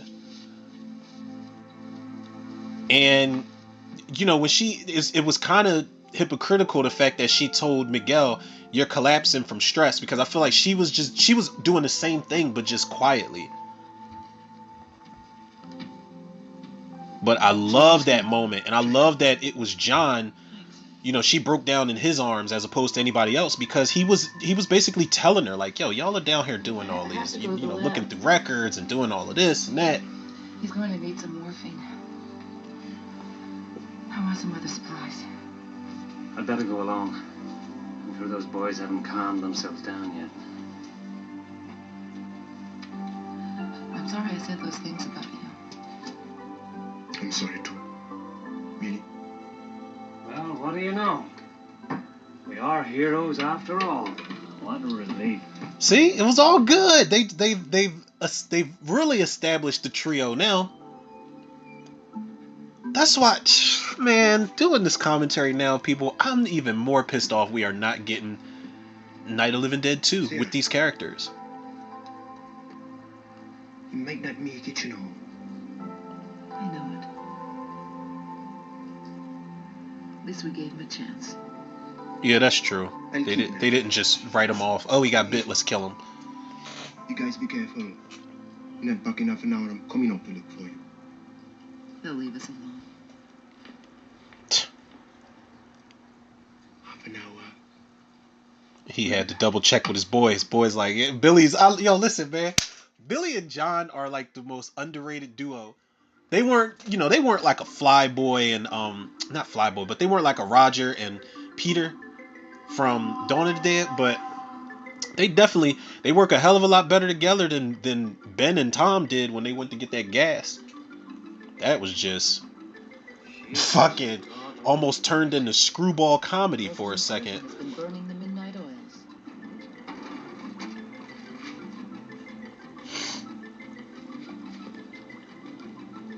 What the hell has he been doing down here? Slaughtering cattle? In his mind, that's probably not far from the truth. Junky as hell in there too, man. I couldn't be down there, because I'd be in there organizing shit. Like, okay, I know this goes here, this doesn't belong there, this is trash. Put this in the miscellaneous pile.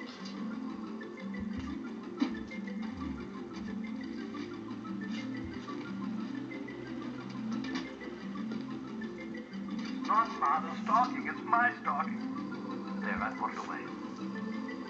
I put it away, Mother, I put it away. I don't even know what he's talking about. Be civilized. Be civilized. Take that off. Take that off. Take that off. This dude is abusing zombies. Just 5 minutes. Ugh.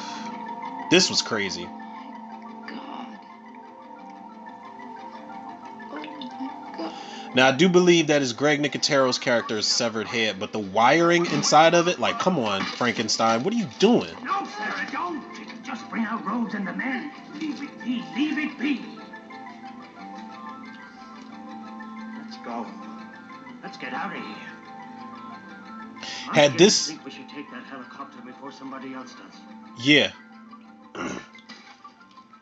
Smartest thing somebody said in this entire movie. One of the smartest things. Because honestly, after seeing that, you got to think, okay, if Rhodes and them see what he's been down here doing, he's going to take it out on everybody, which he does. But I feel like they should have went back to fuck what he's about to do right now. I would have just went back to where I was going. They should have got Miguel, told John what was going on, and they should have just snuck out and took that. It would have been kind of hard to sneak out because the elevator, when it goes off, it makes that alarm. But I do think they should have snuck out and got, left all of them down there, cause nah, and just flew away.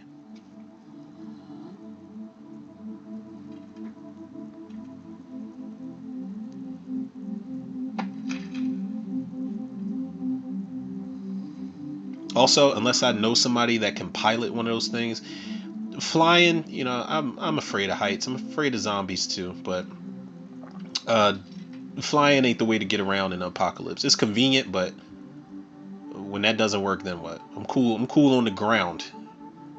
I'll, armor something up.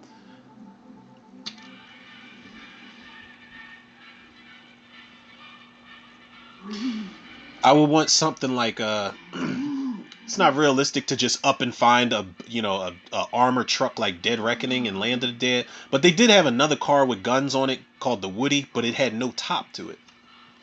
It was a drop top with guns.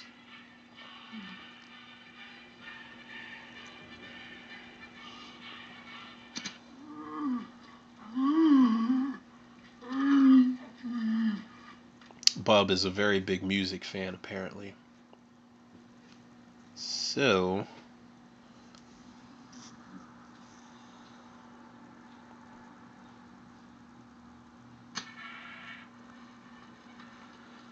and he's just so I don't believe it. he's so excited about teaching Bub tricks, man.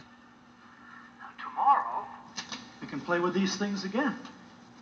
I don't think this would have worked. Like, this wasn't a good plan, man. Like his plan was to train and domesticate zombies. Like, they did it in Fido. I still haven't seen all of that movie Fido, but it makes me concerned as to where this story was, or these movies were going to go, because George A. Romero wanted to do Road of the Dead, where the zombies are behind the wheels of these cars at this demolition derby that's for human entertainment. I don't know where he was going with this shit, man.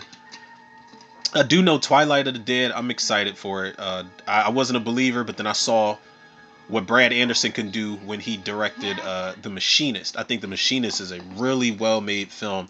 So to see the guy that did The Machinist do, George A. Romero's Swan Song, I think that might be something interesting. What are you giving him in there, Frankenstein?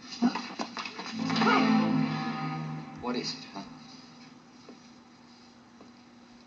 What are you giving him?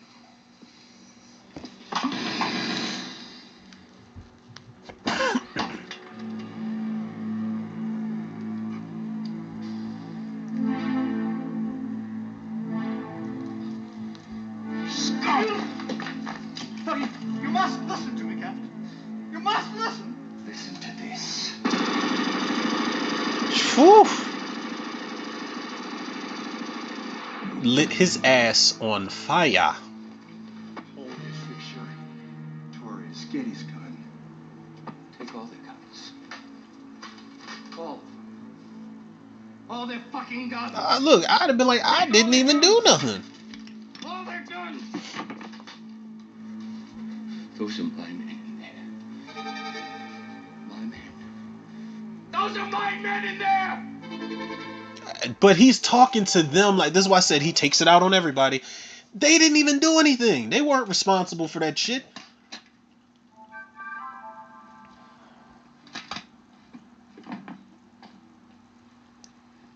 And Miguel's like, yup, this cloth has gone dry, and it's time for me to go. Everybody's going off the reservation at this point. Miguel has finally reached his ultimate breaking point. He's like, I ain't got no arm. I ain't getting no sleep. I'm responsible for the death of 2 people. And these people already don't like me much. So I guess he figured, what does he got to lose?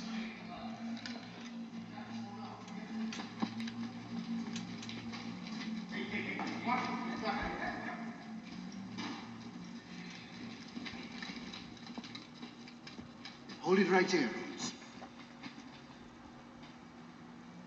Frankenstein's dead. This scum gets it next unless you throw your weapons out right now. Called him scum. He didn't even do anything. I killed Logan because he was a butcher. I'll kill the rest of them one at a time unless you get your black ass out here, Flyboy. Oh, wow.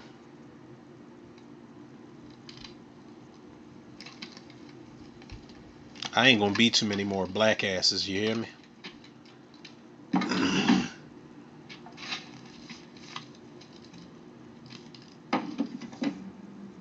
Let him go, Rhodes. Torres, get his machete. We're getting out of here right now. Give me any shit about it, I'll blow his head off. Holy Bird can't hold us, huh? Us all ain't going. Tuh!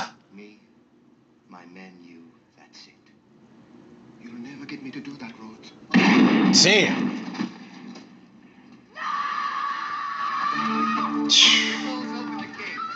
He was expendable anyway. I'm sorry, man. Nothing against the actor, but there were moments I forgot he was even in the fucking movie, man. There wasn't much for him to do.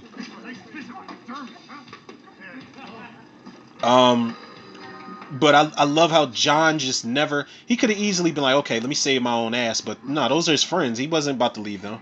Don't do this. Please. You gonna give us a ride, Flyboy? I'll do whatever you say, man. Let him go now. And the fact that Rhodes wasn't even going to let them go. He's like, listen, I'm going to let them die, and you are still going to fly us out of here. Let him out. I'll take you. Wherever you want to go. Like you said, Chopper can't hold us all. Okay, well, we just not going to get out of here, because I'd have been like, listen, if you let my two folks die... Don't do it. You do it and I won't fly. Right. Do it and I won't I fly. swear you can't kill me before I fly.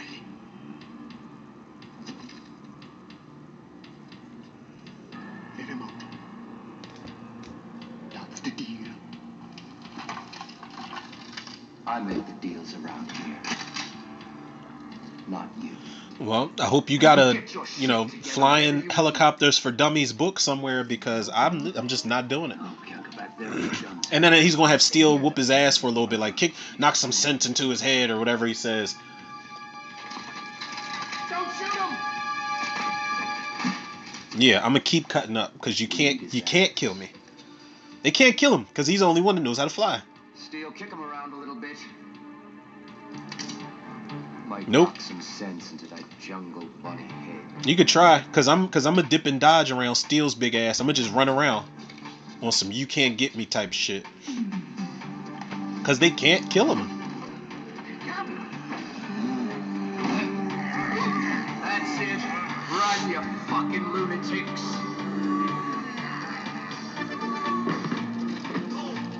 There you go. He got one good punch in.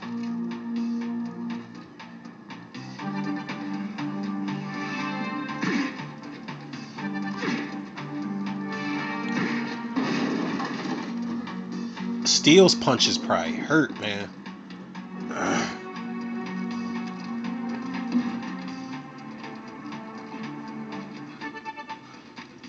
They're gone, Flyboy.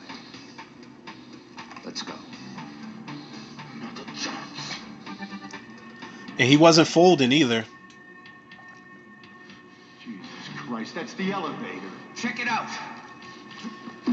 Here it is, people. The moment. It's about to be party time.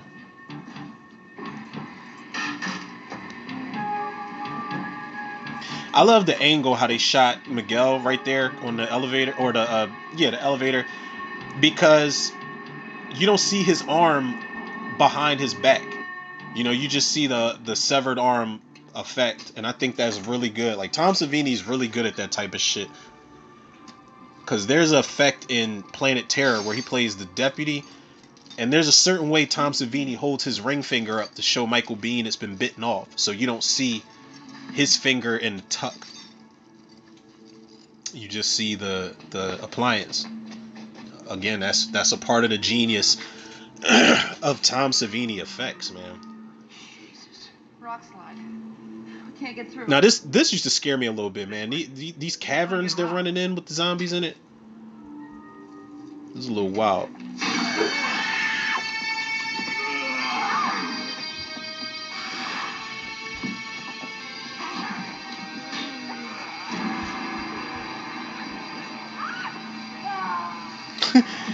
The way she ran towards him always made me laugh.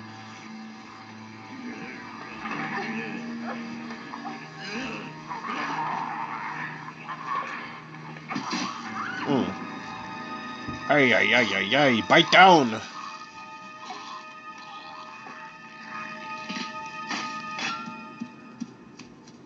Imagine seeing this back in '85 for the first time.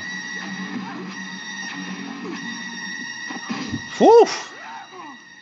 Cherry pie.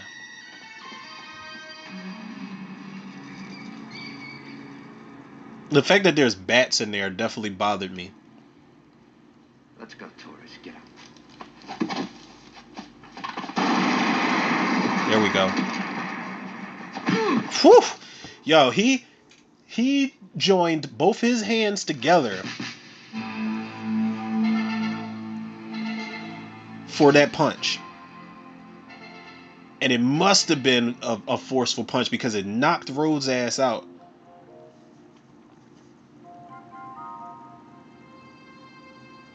And on the flip side of that, John must have hit Torres with one hand, one fist, and Torres is still unconscious.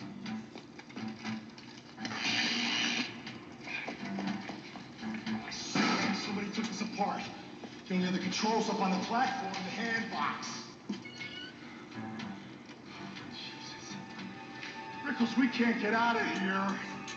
Fix it. It's a scary line. Can't you fix it? That fucking stick that did this. Fix it. Come on, man. Fix what? Fix the box, man. Come on, fix it. Fix what? Pour the fucking guts out of it, Rickles. I can't fix Get the book here, man. We can fix it. That little dusty ass manual. And who died and made Steel the electrician? Like when they first went down there, did Rhodes say, okay, Steel, if anything ever happens in case of an emergency, you fix the box? Like, why would Rickles just volunteer him to fix the box? Why don't you do it?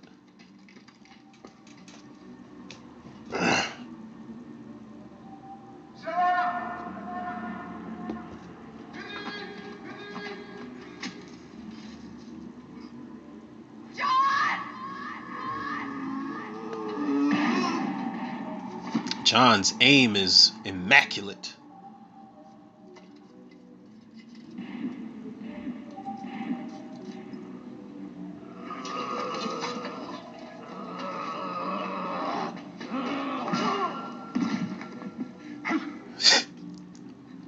It's a mean swing.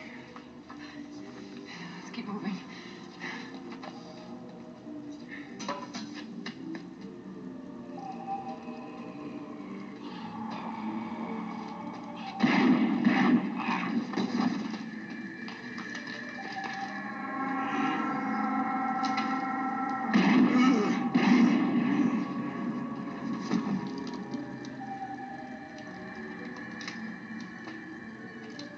This was that moment where it was like, oh shit, is this zombie going to get him? Is he even going to see it?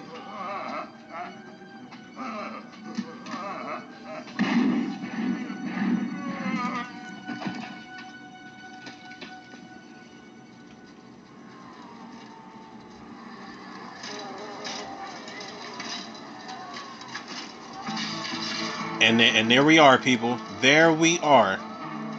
Miguel's stupid ass just let all of the party goers in. And you know he was far gone because he didn't even take into consideration the fact that I'm about to get eaten alive. I'm going to get torn to shreds. Not to mention their hands are all in his face. Their hands probably stink. What's going on? Stick. He ripped these controls out, the little yellow bastard. Little fucking shit. You try to make a run for it. Oh God. Ugh. Bit his nipple off. Oh my God. Oh, these zombies. I don't know. These zombies love necks in this movie, man. They bite out a lot of necks.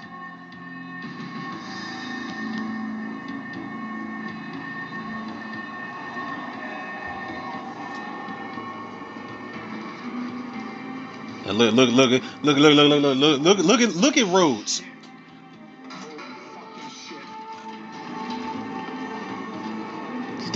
This is the scariest shot in the entire movie.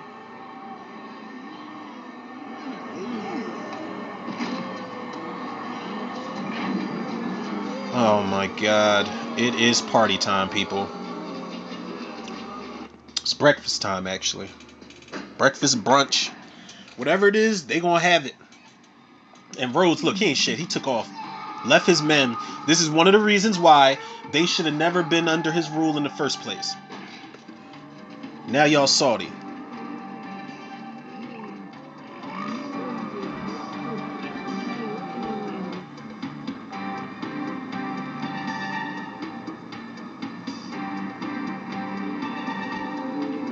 He is going 2 miles an hour. It's the craziest high-speed chase ever. And then he locks them out, man. This is definitely Harry Cooper tendencies right here.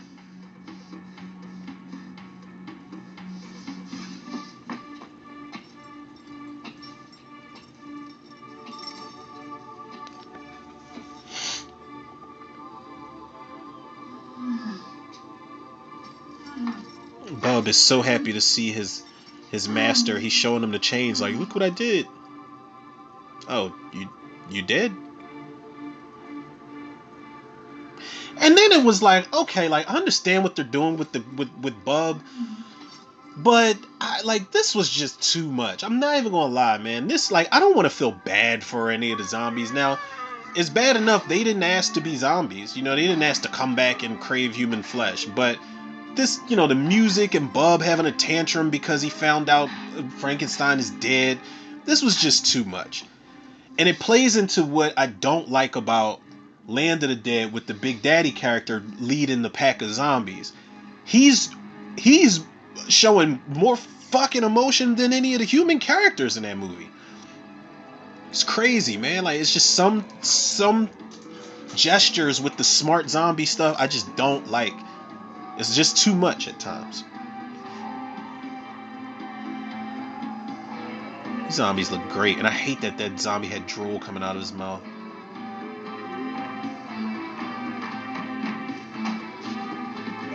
He wasn't supposed to stop running. That's the problem.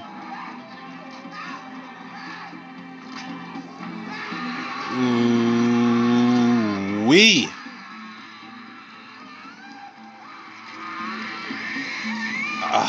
It is so unsettling. And his mouth is still moving. Tom Savini said that he did that because his vocal cords were getting stretched. So his voice had that pitch to it. That was just a nasty beheading.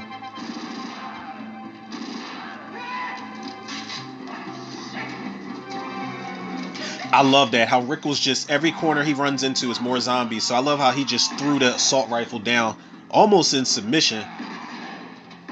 But he's losing it right now.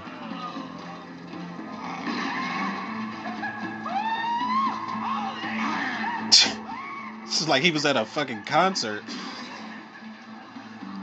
He should have saved the last bullet for himself, because I'm telling you, I'm not getting eaten alive. Oh God. Oh, they're squishing into his fucking God. They get it bad, man. These soldiers get it very bad in this movie. And I don't know, man, like, you would think, first of all, I would have saved all that ammo. You would think that, like, Land of the Dead, don't get me wrong, K&B knocked those fucking effects out the park.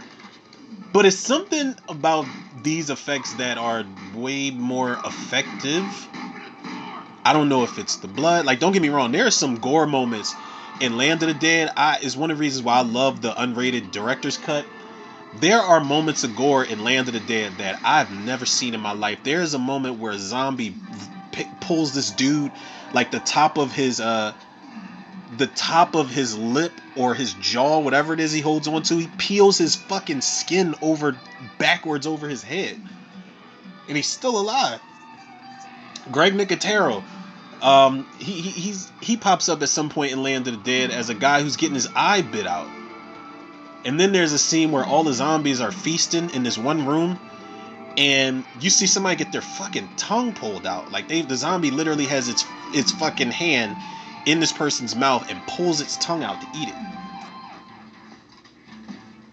But it's something about these effects that just really does it.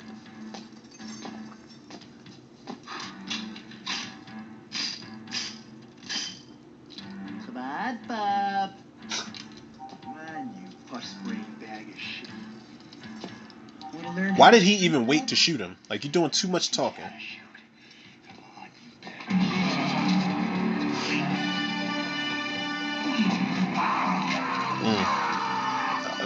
Another neck. And Steele's like, God damn it, like I made it this far. This is the moment I was talking about. Steele made it this far. He outlasted all of the soldiers except for Rhodes, but he's looking at that gun. He's like, yo, I have nothing else to offer. Then he does the Father, Son, Holy Spirit, because he, you know. Whew. Honestly, what else could you do? You could try to fight your way through him, but it's dead weight, man. Like, it is legit dead weight. But that moment of humanity, man, still knew his back was against the wall, and it was his run was over at that point. God damn. That's a dope ass shot right there, just straight up badass. The three of them, guns drawn like that in the tunnel, or not the tunnel, I keep calling them the caverns. Kind of reminds me of that level from GoldenEye. Temporarily out of service. Go ahead. Up. Now, I'm afraid of heights, but I would have had to climb that motherfucker. If we had to climb that ladder to get up out of that silo, so be it. Oof. That was always weird to me that the pus came out before the blood did when she got shot.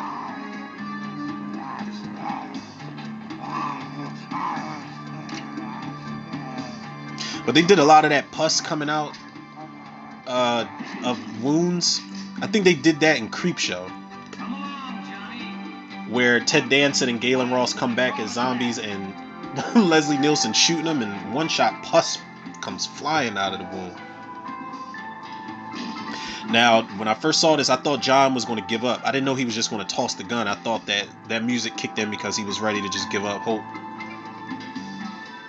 That's a long way up, man. You definitely cannot look down. Could you imagine climbing all the way up there to escape and slipping? You slip and just break your leg while the zombies are coming in. It's going to be all bad. It's going to be all bad.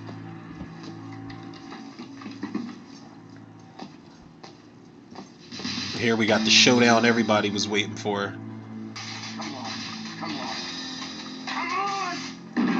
That was actually a realistic moment. The way he's struggling to load that gun.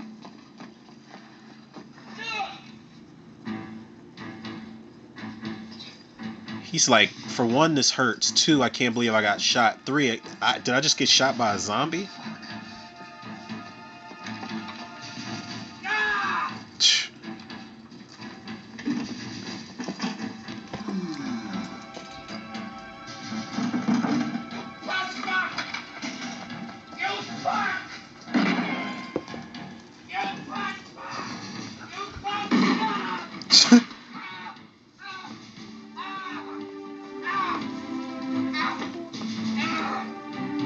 Now you whining, huh?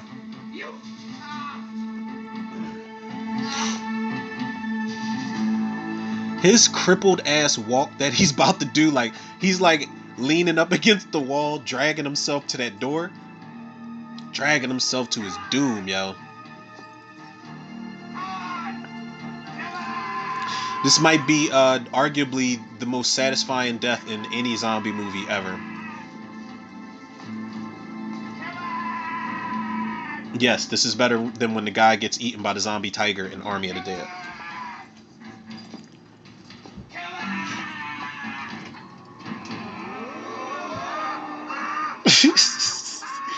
Great shot, man.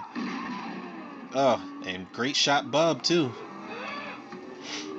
And this is why slow zombies scare me way more than fast zombies do, because it is the slow takedown and you are realizing, look at Rose, he's like, oh my god, this is happening. Yep, this is really happening.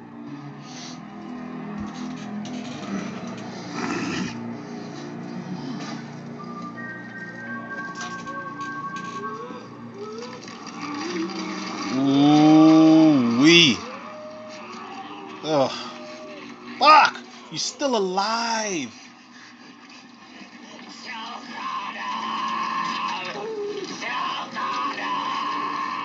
Classic line right there. He hated them so much he wanted them to choke on the... Why is that assault rifle stuck to that zombie's leg? Now, of course, it's not a George A. Romero zombie movie without the feasting scene. Gotta get the intestines, the legs, the hands. I love how the one zombie, she chews on this part right here. She sees that it's dog tag stuck in the meat and she just tosses it out.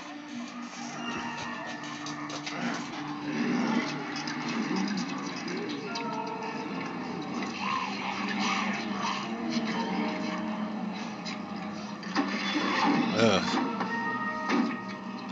Cornucopia of craze, people. Grub-a-dub-dub.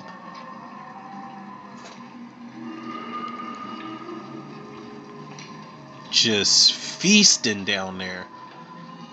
Eating on some soldier surprise. With a bonus scientist in the mix. They ate the shit out of him. They were eating him when Rickles. Before Rickles died, he shot the zombies that were eating that scientist that Rhodes killed.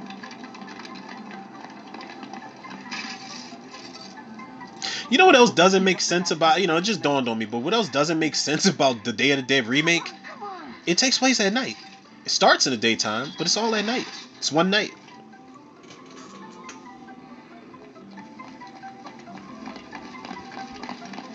This is actually a scary thought too, man. Like, it's not really a scary moment, but the idea of it. We gotta hurry up, unhook this chopper, get the shit started up. Oh no, she had what's that, 3? That's dream sequence number 3, which I know got on a lot of people's nerves. I mean, it is what it is. I don't know how much of that they do in the other George A. Romero movies. I don't think they do too much of it at all. Then we get an ending that's pretty, for a movie that's so dark and mean-spirited, we get an ending that's pretty reminiscent to Dawn of the Dead, where, oh wow, they made it.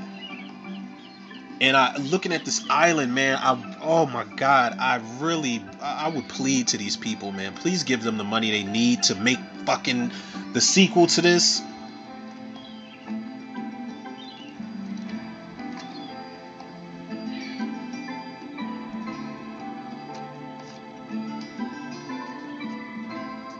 It's November. How's she know? I mean, I guess. It's a pretty, oh, well, that's the, I don't remember what the hell I was about to say, but that's the ending, people. I almost want to say that this sounds like it belongs in Beach Street. I think this and Beach Street came out around the same time. I don't know if they had the same, composers or what. But people, we have made it. We've survived a part of the zombie apocalypse. We made it out the underground missile silo and made it safely to the island, which that we'll probably never see because these fuckers don't want to give these people the money they need to make a sequel to this movie, people. Now, let me just be completely honest, man. First and foremost, God rest his soul, George A. Romero, the GOAT. I am going to give this movie I'll give it I will give it a 8.5 out of 10. Very, very emphatic, strong, entertaining, gory, gnarly, nasty 8.5 out of 10. What keeps it from a 10? I gotta be completely honest. A lot of the dialogue moments drag out and they don't go anywhere. A lot of the characters are fodder, even though they have names and things like that. A lot of the characters are fodder to the point where there's two characters that die here. I'm sorry, I love Greg Nicotero, but his character is just like, okay, he got shot in the midst of things happening. And then that other scientist that gets shot by Rhodes, it's like, I don't even remember his name, honestly. But, that and the fact that, again, I don't, with the exception of Laurie Cardell, Terry Alexander, and Jarlath Conroy, and even though I like those three, the emotional attachment has dialed down as the movies go along, man. And I feel like this is the last one where I had the emotional attachment, because Land of the Dead, if it wasn't, I liked Robert Joy and John Leguizamo's character, and I definitely loved Asia Argento's character, but it's like I didn't, if they were going to die at some point, and then it was expected. It wasn't like, oh my God, what's going to happen to them? Is something going to happen? Like, I don't know, man. It's just, I don't know if it's because of the tone of the movie was different, but that it is a hard act to follow as far as writing and developing characters after Dawn of the Dead, man. It did it so well that the bar was set character wise, man. I feel like that's a pretty fair criticism to make here. But other than that, man, George A. Romero, had he never done Land of the Dead or anything like that, I know he had planned to do more with this, couldn't do it, so he planned Twilight of the Dead or Dead Reckoning, whatever it was called at the time. But had he never done any more, I'm cool with this trilogy. It's the Holy Grail trilogy of not just zombie movies, but of trilogies in general, man. I think it's one of the best trilogies in the genre, all like, period. Night, Dawn, and Day are movies that revolutionized horror, revolutionized the zombie subgenre, and just film in general, man. It set so many standards. There's so many, like, look at all the Day of the Dead knockoffs, man. The TV show, Day of the Dead with fucking Nick Cannon and Ving Rhames and Mina Suvari. Then you had Day of the Dead Bloodlines. You did a remake of the remake, which managed to be worse than the remake. And then they've got Day of the Dead 2 Contagion, which don't have shit to do with shit. But by the way, the people that did Day of the Dead Contagion, those are the same two directors that did Creepshow 3. How dare y'all just keep disrespecting properties George A. Romero has attached himself, or used to attach himself to, man? Fuck out of here with that nonsense, people. But, everything else, the movie has working in its favor, man. Now, I will also say this. The character of Bub is iconic, and, I said that they foreshadowed the zombies' evolution and zombies using weapons in Night of the Living Dead. But to take it a step further with what they did in here, it is Bub is one of the biggest reasons that Day of the Dead has flaws. And one of the biggest flaws of it is the way that the zombies act and interact, for that matter. And I'm not really gonna like bash the whole idea of Bub. It's interesting to see. It's interesting that George A. Romero did not want to do the same thing with his zombies in every single movie. I can definitely respect that, but I just feel like it was taken to heights where, okay, you got to live up to this expectation people want for the next movie, but I just think they went a little bit crazier than they should have with that concept. There was like little to no subtlety at all with the zombies in Land of the Dead. They're basically fucking talking to each other. They're grunting and communicating and things like that. And this movie is definitely the reasoning behind that, man. But other than that, like I said, everything works in the favor. I think Laurie Cardell, Terry Alexander, and Jarlath Conroy, they are definitely a badass trilogy, a badass trio of characters. They work well together. Terry Alexander has, like I said, the best dialogue in the entire movie, the best monologue in the entire movie. Joe Pilato, recipe shout out to him, man. He is, like I said, Harry Cooper on steroids, and everybody surrounding him, they don't do a bad job when it calls for them to not be obnoxious, but when they are obnoxious, they are over the top cartoon characters, and Joe Pilato's character included, man. But Steele and Rickles and Torres is pretty laid back. Greg Nicotero's character is pretty laid back. And Miller, Philip G. Kellums is his name. They're laid back, but when they get to laughing, I'm telling you, man, they are soldier versions of hyenas, man, and it's pretty overwhelming. Rest in peace, shout out to Richard Liberty, who played Dr. Logan.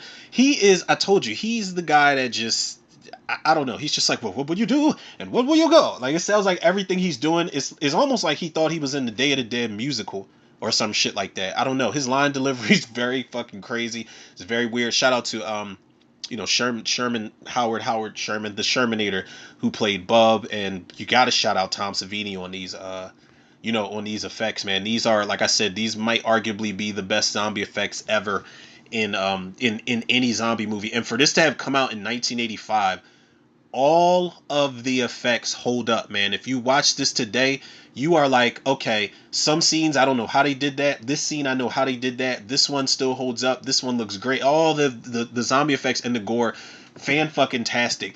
And it just makes me think, what if Tom Savini wasn't restricted by the studio and whoever else was being an asshole to him on the set of the Night of the Living Dead remake?